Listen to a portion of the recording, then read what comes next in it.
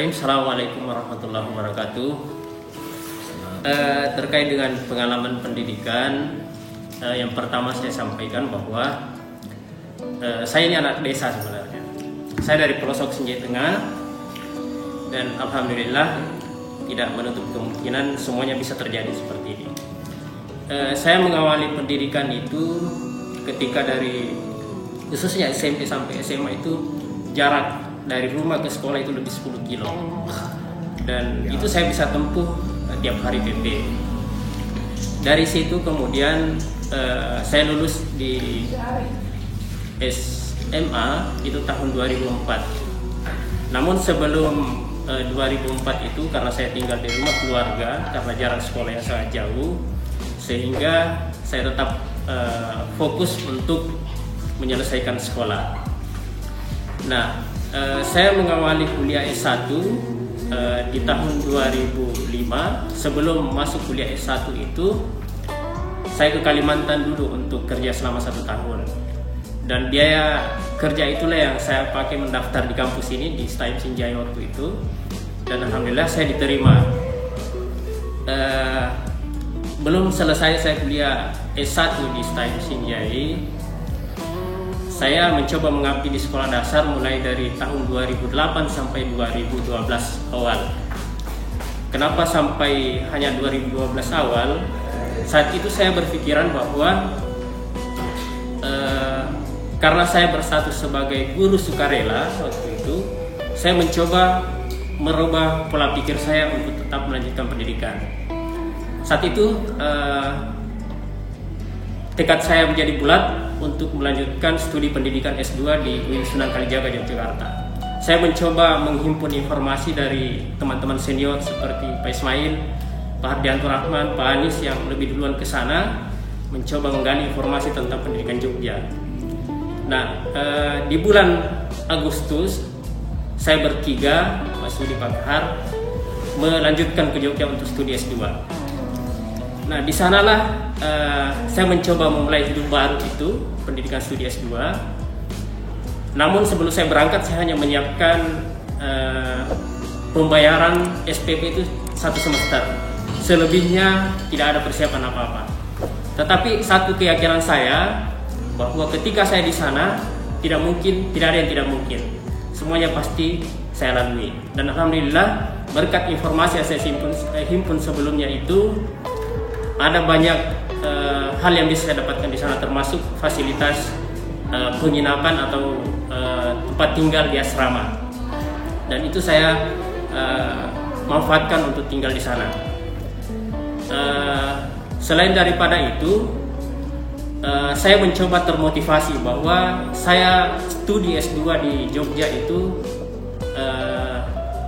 menggunakan biaya pribadi atau mandiri. Saya mencoba menyelesaikan studi S2 itu dalam jangka waktu 1 tahun 5 bulan 6 hari. Selesai masa studi saya, sampai akhirnya saya pulang untuk mencoba mengabdi di kampus YIM Sinjai. Beberapa tahun kemudian, karena saya selesai 2014 awal dan mencoba di 2017, dari 2014, 15, 16, 17 mencoba belajar kembali bagaimana caranya supaya bisa saya lanjut studi S3. Dari situ mempersiapkan diri, belajar tentang kiat-kiat bagaimana caranya mendapatkan beasiswa dan seterusnya, berdiskusi dengan senior-senior yang telah mengalami kesempatan itu. Alhamdulillah 2017 bisa kembali studi S3 di Universitas Negeri Malang, program S3. Dan itu sampai hari ini saya masih mencoba menyelesaikan studi itu, dan saat ini sedang menulis disertasi untuk penyelesaian. Saya kira itu untuk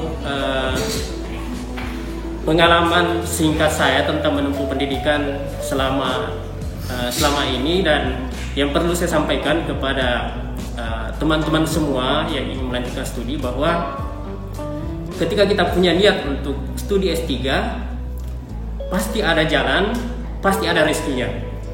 Pasti ada rezekinya. Saya meyakini itu.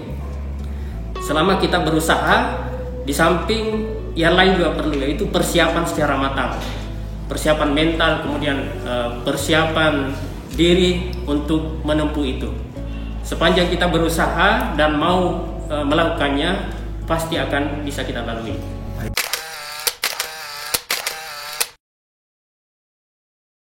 Yang paling penting kita lakukan untuk persiapan studi lanjut bagi teman-teman yang memiliki keyakinan, yang paling pertama adalah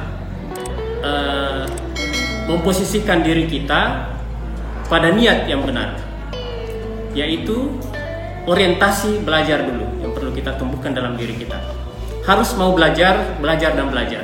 Ketika belajar sudah dilakukan, maka secara tidak langsung orientasi kerja pasti akan mengiringi itu. Ketika belajar sudah dilakukan, orientasi kerja terwujud, maka itu akan include menjadi sebuah orientasi ibadah jika kita melakukannya dengan ikhlas. Itu yang paling penting teman-teman lakukan. Persiapkan diri dari awal, ikuti tata aturan akademik yang berlaku dalam sebuah program pendidikan yang akan kita tempuh. Persiapkan diri secara matang. Jangan lupa untuk senantiasa berdoa, mohon bimbingan kepada orang-orang yang pernah sukses, terutama penting dukungan dari semua pihak termasuk keluarga. Saya kira itu yang paling perlu kita lakukan. Terima kasih. Assalamualaikum warahmatullahi wabarakatuh. Untuk itu jangan lupa dukung terus channel Ismail Hasan. Jangan lupa like, comment, and subscribe channel ini untuk informasi-informasi lebih terupdate ke depannya. Terima kasih.